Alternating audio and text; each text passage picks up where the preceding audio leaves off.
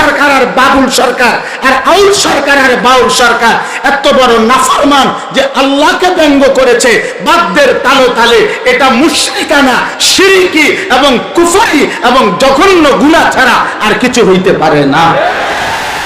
মুসলমান ইমানের দাবিতে এদেশের রাজনৈতিক নেতা তাদের বক্তব্য তারা দোক, প্রশাসনের বিশ্লেষণ ওনারা করুক, কিন্তু আমাদের ইমানদারের দাবি এটা, আল্লাহকে বিদ্রুপ করা। কোন মুসলমান পরিচয়ধারী এরকম বেঈমান এই পৃথিবীতে, এই বেঈমান আল্লাহকে অবজ্ঞা করে যা বলছে, পৃথিবীর কোন নিকৃষ্ট কাফের এত বড় কথা বলে নাই, এত বড় জঘন্য কথা বলে নাই বেটা। অতএব একে তো গান বাদ্য হারাম, তার উপরে আল্লাহকে এত বড় বিদ্রুপ করা, এটা এক জাররা কলিজার খুন রক্তে যার এক ফোঁটা ঈমান আছে সেটা মেনে নিতে পারে না, আমরা এটা মানতে পারি না। অতএব একথাই স্পষ্ট, দেশের সর্বোচ্চ আইনে, রাষ্ট্রের সর্বোচ্চ আইনে আমরা এই জঘন্য বেঈমান, এই জঘন্য ব্যক্তি আবুল সরকার আর যেই সরকার হোক, এই সমস্ত যারা আল্লাহ রসুলকে বিদ্রুপ করে গান বাদ্যের আসর জমায়, তাদের শাস্তি, তাদের বিচার আজকের এই মজমা থেকে আমরা দাবি করলাম।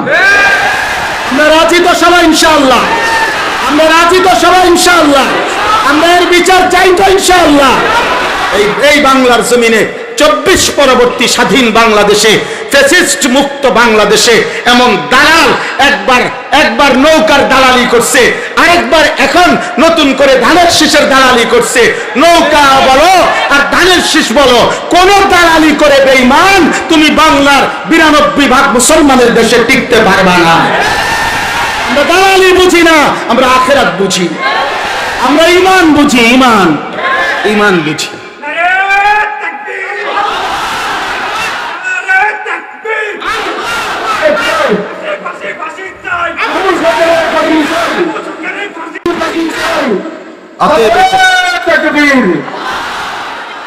একথাই স্পষ্ট।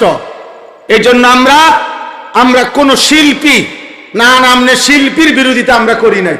শিল্পী আমনে যেটা মনে করেন আমনে গান বাজান, আমরা হারাম বলে দিছি, এটা আমরা বলি নাই। 1450 বছরের ফতুয়া, এটা বাধ্য, এটা হারাম, এটা আজকের ফতুয়া না, এটা আজকের সিদ্ধান্ত, এটা কোরআনের সিদ্ধান্ত, এটা রাসূলুল্লাহ সাল্লাল্লাহু আলাইহি ওয়াসাল্লামের সিদ্ধান্ত। অতএব আমরা ইমানদার হিসাবে আমাদের দাবি এটা, আমাদের আল্লাহকে, রবকে এই পৃথিবীর কোন মুশরিকও এত বড় কথা বলে নাই। ওই আল্লাহকে চেনে না, কত বড় জঘন্য বেঈমান। আল্লাহ তাআলা আমাদের প্রত্যেককে ঈমান আমলের তৌফিক দান করেন। কিশোর ভাই, যুবক ভাই, দোস্ত আমার, মোবাইলে আসক্ত হইও না, গান শুনো না, বাদ্যযন্ত্রের তালে নাইচো না, বাদ্যযন্ত্রের তালে শুনো না, নায়িকার গায়িকার গানের আসর, এই সমস্ত আসর থেকে নিজেকে হেফাজত করো, নিজের আখলাকের হেফাজত করো, ফজরের নামাজ সহ 5 ওয়াক্ত নামাজ পড়ো। আল্লাহ সবাইকে কবুল করেন, আল্লাহ সবাইকে বরকত দান করেন, আল্লাহ তাআলা আমাদের সবাইকে ঈমান আমলের তৌফিক দান করেন। আগামী দিনে তোমরা এই মাহাদির পক্ষে লড়বা ইনশাআল্লাহ, তোমরা আল্লাহর দ্বীন বিজয়ী করবা ইনশাআল্লাহ, বিশ্বময় কালেমার পতাকা উড়াবা ইনশাআল্লাহ। হাত নামান। এবার আমার আয়াতের তরজমা আমি শেষ করি, তাইলেই আমার কথা শেষ। আমি 2টা আয়াত পড়ছি, 21 নম্বর পারা, 31 নম্বর সূরা, সূরা লুকমান এই সূরার নাম। এই সূরার 6, 7 এই 2টি আয়াত। একদম সংক্ষেপ কথা হলো, এই 2টি আয়াতের মূল বক্তব্য হলো রাসূলুল্লাহ সাল্লাল্লাহু আলাইহি সাল্লামের জামানায় মক্কার কাফেররা, মুশরিকরা নবীজির দাওয়াত এর বিরোধিতা করতে গিয়ে তারা একটা জিনিস লক্ষ্য করছে যে মুহাম্মদ, আমরা যত বিরোধিতাই করি, জুলুম করি, সাহাবাদের উপরে নির্যাতন করলাম, মুহাম্মদকে গালি দিলাম, পাগল, কবি, গণক, জাদুকর, এত কিছু বললাম, সামাজিকভাবে বয়কট করলাম, যাই করি, সবকিছুর পরেও মক্কার কাফেররা ভাবলো যে মুহাম্মদের অনুসারী প্রতিদিন বাড়ছে, বিষয়টা কি? তো তারা ব্যাপক গবেষণা করে বাহির করছে যে মূল বিষয় হলো মুহাম্মদের কাছে একটা মন্ত্র আছে, জাদু আছে, সেটা হলো কোরআন। এই কোরআন মুহাম্মদ যখনই কারো সামনে কিছুক্ষণ তেলাওয়াত করে, ধীরে ধীরে ওই লোকটার দিল নরম হয়ে যায়, সে মুহাম্মদের দলভুক্ত হয়ে যায়। তারা চিন্তা করছে এর বিকল্প কি হইতে পারে, এর বিপরীতে আমাদের কি হতে পারে আয়োজন, যে কোরআনের বিপরীতে এমন কিছু আমরা কাফেররা, বেঈমানরা, মুশরিকরা আমরা পেশ করা উচিত, যেটা কোরআনের বিপরীতে আমাদের লোকদেরকে আমাদের দলভুক্ত রাখবে, মুহাম্মদের অনুসারী বানাবে না। তখন তারা একজন কাফের মক্কার নজর ইবনে হারেস, এই কাফের সর্দার, ইরান থেকে, পারস্য ইরান থেকে একজন গায়িকা, নর্তকী, অনেক টাকা দিয়া সে দাসী গায়িকা কিনে আনছে। ওই নর্তকী, ওই গায়িকা দাসী, সে বাদ্যের তালে তালে, সে বাদ্যযন্ত্রের তালে তালে গান গাইতো, আর সুরে সুরে পুরান দিনের কিচ্ছা কাহিনী, অলিক গল্প, বানোয়াট কথাবার্তা, এগুলা সুর দিয়া দিয়া, তাল দিয়া দিয়া বলতো। এই গানের তাল, বাদ্যের তালে সে নাচতো, গাইতো আর গান শুনাইতো সুর দিয়া দিয়া। এই এরকম একজন গায়িকা, এমন একজন দাসী, এমন একজন বাদী, এমন একজন নর্তকী এই নজর ইবনে হারেস ইরান থেকে কিনে মক্কায় আনছে। আইনা মক্কার কুরাইশদেরকে বলছে, আমি মুহাম্মদের কোরআনের বিকল্প, ব্যতিক্রম, তার প্রতিবাদে আমি একটা জিনিস আনছি, তোমরা দেখো। তখন নেতারা দেখছে যে গায়িকা আপনার বাদ্যের তালে তালে কিচ্ছা কয়, কাহিনী কয়, আর সুর দিয়া দিয়া টাইনা টাইনা বলে, গান বাদ্য। তখন লোকগুলো আস্তে আস্তে, অসৎ যারা, চরিত্রহীন, একটু দুশ্চরিত্র প্রকৃতির যে সমস্ত যুবক বা লোক মানুষ, তারা ধীরে ধীরে এই গায়িকার, নজর ইবনে হারেসের এই নর্তকী গায়িকার গান বাদ্যের আসরে ভিড়তে লাগলো। তখন এই নজর ইবনে হারেস সে এখানে বসে বসে ঠাট্টা করত, মুহাম্মদ এখন তোমার আল্লাহ বুঝবে যে এখন তার কোরআন টিকে নাকি আমার এই গায়িকার নাচ গান টিকে, দেখা যাবে। এখন দেখবো তোমার অনুসারী বেশি হয় না আমার গানের বাদ্যের অনুসারী বেশি হয়। মহান আল্লাহ পাক রব্বুল আলামিন এই বেঈমান কাফেরের এই জঘন্য গান বাদ্যের আসর, গায়িকার আসর, গানের আসর, বাদ্যের আসর জমানোর কারণে আল্লাহ তাআলা তার জবাবে কোরআনুল কারীমের এই আয়াত নাজিল করেছেন। সূরা লোকমান আল্লাহ তাআলা বলেন এই 6 নম্বর আয়াতে, অমিনান নাসি মান ইয়াশতারি লাহওয়াল হাদিস লিয়ুদিল্লা আন সাবিলিল্লাহ। এই লাহওয়াল হাদিস, এই শব্দটা লাহওয়াল হাদিস, বলেন তো এই শব্দটা আল্লাহ তাআলা বলেন, হে নবী, মানুষদের মধ্য থেকে যেই নিকৃষ্ট পাপীরা, যেই নিকৃষ্ট নাফরমানরা লাহওয়াল হাদিস, গান বাদ্য, গায়িকা, নৃত্য, বাদ্যের আসর, গানের আসর জমায়, গানের আসর সংগ্রহ করে, গানের আসর ক্রয় করে, গায়িকা এবং বাদ্যের আসর ব্যবস্থাপনা করে, লিয়ুদিল্লা আন সাবিলিল্লাহ, আল্লাহর রাস্তা থেকে, আল্লাহর পথ থেকে মানুষদেরকে পথভ্রষ্ট করার জন্য, বিগাইরি ইলমিন, মূর্খতা বশত, অজ্ঞতা বশত, ওয়ায়াত্তাখিজাহা হুজুয়া, এবং আল্লাহর দ্বীনকে, আল্লাহর কালেমাকে, আল্লাহর শরীয়তকে, নবীর দাওয়াতকে, কোরআনকে যারা উপহাস করে, উলাইকা লাহুম আযাবুম মুহিন, আমি আল্লাহ তাদের জন্য নির্ধারণ করেছি। আল্লাহ বলছেন, ঘোষণা দিছেন, আমি আল্লাহ এই গান বাদ্য, গায়িকা, বাদ্যের আসর, গানের আসর, এই মজমা যারা জমাচ্ছে, ব্যবস্থাপনা করছে, আমি আল্লাহ ওয়াদা দিলাম তাদের জন্য আমি আল্লাহ নির্ধারণ করেছি অপমানকর, লজ্জাজনক আযাব। আমি তাদেরকে আযাবও দেব, আবার মুহিন, অপমানও করব, ইহানত অর্থাৎ লজ্জাজনক আযাব আমি আল্লাহ তাদের জন্য নির্ধারণ করেছি। আমার ভাই, আমার বন্ধু, এই আয়াতের সমস্ত তাফসীর পৃথিবীতে, আরবিতে, বাংলায়, উর্দুতে, ফার্সিতে, যত ভাষায় কোরআনের যত তাফসীর আছে, সাহাবাদের থেকে এ কথা স্পষ্ট বর্ণনা। হযরত আব্দুল্লাহ ইবনে মাসউদ রাদিয়াল্লাহু তাআলা আনহুর মতো বিখ্যাত সাহাবী তিনি স্পষ্ট বলছেন, ওয়াল্লাহিল্লাযী লা ইলাহা ইল্লা হু, ওই আল্লাহর কসম যিনি ছাড়া আর কোনো ইলাহ নাই, আল্লাহর কসম, লাহবুল হাদিস হুয়াল গিনা। তিনি বলছেন এই লাহওয়াল হাদিস বলতে বোঝানো হয়েছে গিনা, গান, ওয়াল মাজামির, বাদ্য, গান বাদ্য, গান বাদ্য।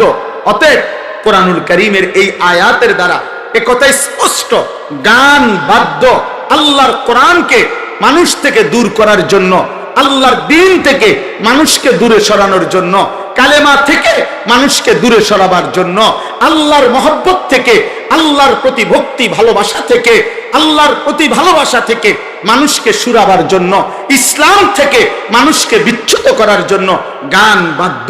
এটা স্পষ্ট কোরআনে আল্লাহ বলছেন, ওয়াস্তাফজিজ মানিস্তাতা'তা মিনহুম বিসাউতিক। আল্লাহ বলছে, ইবলিস তুই তোর কণ্ঠ দিয়ে, তোর সুর দিয়ে আমার বান্দাকে পারলে আমার রাস্তা থেকে সরায় দিস, তবে মনে রাখিস আমার প্রকৃত বান্দার উপরে তোর শক্তি কার্যকর হবে না। এখানে সমস্ত তাফসীর আছে। হযরত মুজাহিদ রাহমাতুল্লাহ আলাইহি বলছেন, সাউতুশ শাইতান হুয়াল গিনা ওয়াল মাজামির। শয়তানের কণ্ঠ, শয়তানের আওয়াজ, শয়তানের সুর কি? গান এবং বাদ্য। 3 নাম্বার, কোরআনুল কারীমের মধ্যে আছে আল্লাহ তাআলা বলেন যে, কোরআনে আল্লাহ তাআলা বলছেন, আফামিন হাদাল হাদিসে তা'জাবুন ওয়া তাদহাকুনা ওয়া লা তাবকুন ওয়া আনতুম সামিদুন। আল্লাহ বলে, আমার বন্ধু তোমাদের সামনে কোরআন পড়ে, আর এই নাফরমান তোমরা তার বিপরীতে গান বাদ্য করছো। সামিদুন আই মুগনুন, তোমরা গান বাদ্য করছো, আমি আল্লাহ তোমাদেরকে দেখিয়ে ছাড়বো।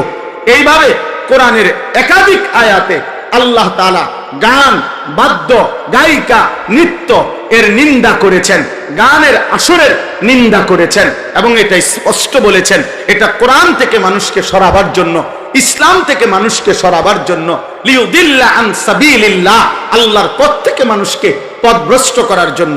এবার আসেন নবী সাল্লাল্লাহু আলাইহি সাল্লাম, আল্লাহর নবী সাল্লাল্লাহু আলাইহি সাল্লাম বলছেন, লা ইয়াকুনু ফি উম্মতি খাসফুন ওয়া মাসখুন ওয়া কাসফুন। আমার উম্মতের উপরে শেষ জামানায় 3টা বড় আযাব আসবে।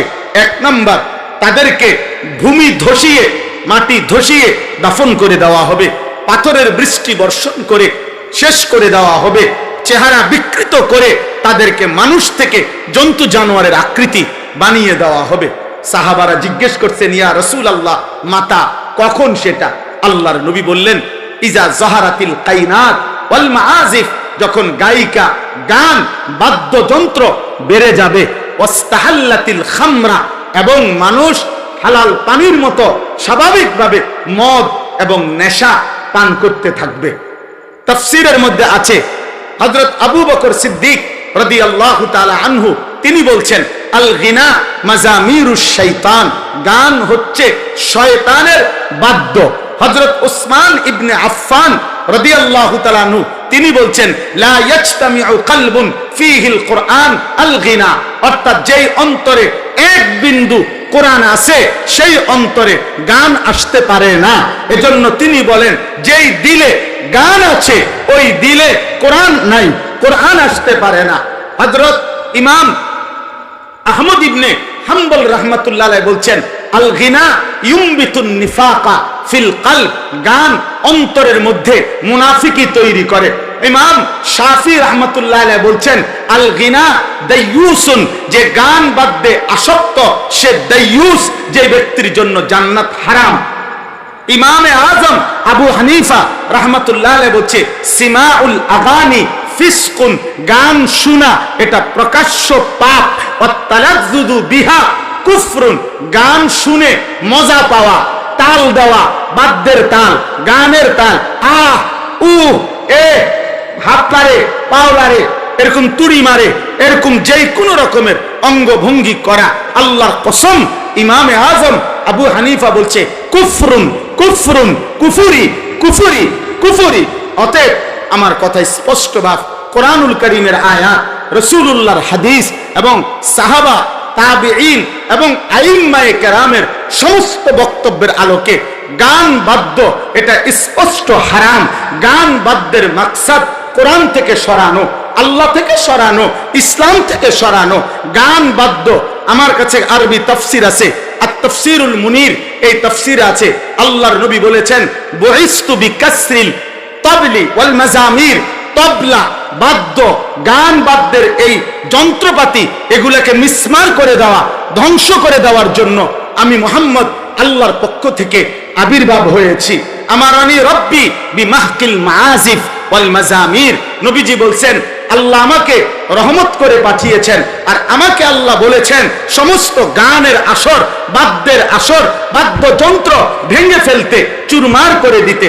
অতএব দোস্ত আমার, আমরা কমপক্ষে কথা স্পষ্ট ভাবে একথা বুঝতেই হবে যে গান বাদ্যের যারাই আসক্ত, সেটা ভক্তিমূলক গান হোক, এটা ধর্মের নামে হোক, এটা মাজারের নামে হোক, এটা গায়কের নামে হোক, এটা লালনের নামে হোক, এটা বাউলের নামে হোক, এটা আউলের নামে হোক, যার নামে হোক, যেখানেই বাদ্য সেখানেই হারাম, সেখানেই লানত, লানত, লানত, লানত, সেখানে। এজন্য একথা স্পষ্ট, এই ঘৃণ্য, এই জঘন্য পাপী, এই নাফরমান